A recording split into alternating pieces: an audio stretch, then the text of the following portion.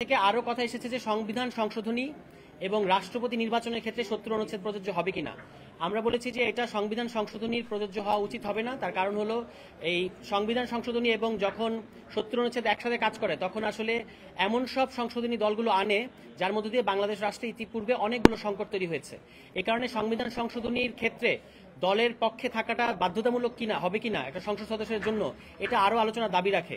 এই কারণে আমাদের সর্বশেষ পজিশন হচ্ছে যে সরকারের স্থিতিশীলতা এবং সংসদ সদস্যদের স্বাধীনতা এই দুটো জিনিসই গুরুত্বপূর্ণ। এই কারণে অর্থ বিল ও আস্থা ভোট ছাড়া অন্যান্য সকল ক্ষেত্রে যে কোনো সংসদ সদস্য দলের বিরুদ্ধে ভোট দিতে পারবেন। এটাই না, তিনটি বিষয় ঐক্যমত্য হয় নাই, তিনটি বিষয়ে প্রস্তাব আছে। এই মানে আস্থা ভোট, অর্থ বিল এবং সংবিধান সংশোধনী এই তিনটা প্রস্তাব এসেছে, কিন্তু আজকের হাউসের এবং রাষ্ট্রপতি নির্বাচনটা আজকে নতুন করে এসেছে। তো রাষ্ট্রপতি নির্বাচনটা যদি আমরা বাদও রাখি, তিনটা মূল বিষয় তার মধ্যে সংবিধান সংশোধনীর ব্যাপারটা আলোচনায় এসছে, কিন্তু বেশিরভাগ দল এখানে আসলে এই ব্যাপারে বলেছেন যে সংবিধান সংশোধনীর ক্ষেত্রে সদস্যদের স্বাধীনভাবে মতামত প্রকাশ করতে দেওয়া উচিত। আর এই ব্যাপারে যদি সিদ্ধান্ত নিতে হয় তাহলে আরো কথাবার্তা বলতে হবে। দুটো ব্যাপারে সবাই একমত হয়েছে, যে দুটো কথা আমি বললাম।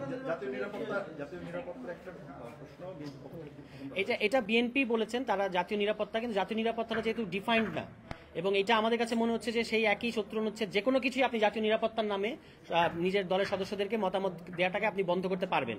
এই কারণে এটা দরকার আছে বলে আমরা মনে করি না। যখন সত্যি সত্যি দেশে কোনো সংকট তৈরি হবে সেই ক্ষেত্রে আসলে এমনি একটা কনসেনসাস তৈরি হয়ে যায়, সেই জন্য ৭০ অনুচ্ছেদের কোনো প্রয়োজন নাই।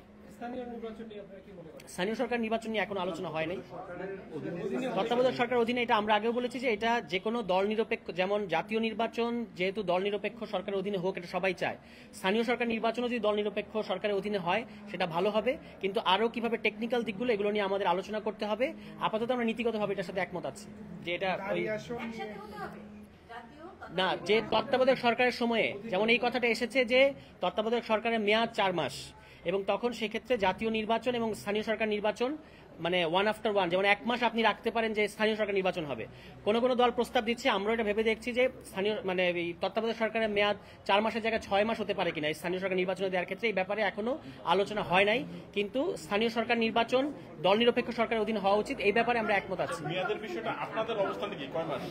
4 মাস আমরা ইতিপূর্বে বলেছি যে 3 মাস হোক আর 4 মাস হোক, এটার নাম হতে হবে নির্বাচনকালীন তত্ত্বাবধায়ক সরকার বা নির্বাচনকালীন অন্তর্বর্তী সরকার। এটা আমরা একেবারে শুরু থেকে এই প্রস্তাবটা দিয়েছি, কারণ আপনারা জানেন এর আগে 2007-8 সালে যখন 1-11 এসছে তখন এই তত্ত্বাবধায়ক সরকারের নামে কি কি হয়েছে। এই কারণে এটার নাম সুনির্দিষ্টভাবে নির্বাচনকালীন তত্ত্বাবধায়ক বা অন্তর্বর্তী সরকার হোক, মেয়াদ 4 মাস কিংবা 3 মাস যেটাই হোক, আমরা এই ব্যাপারে ফ্লেক্সিবল থাকবো।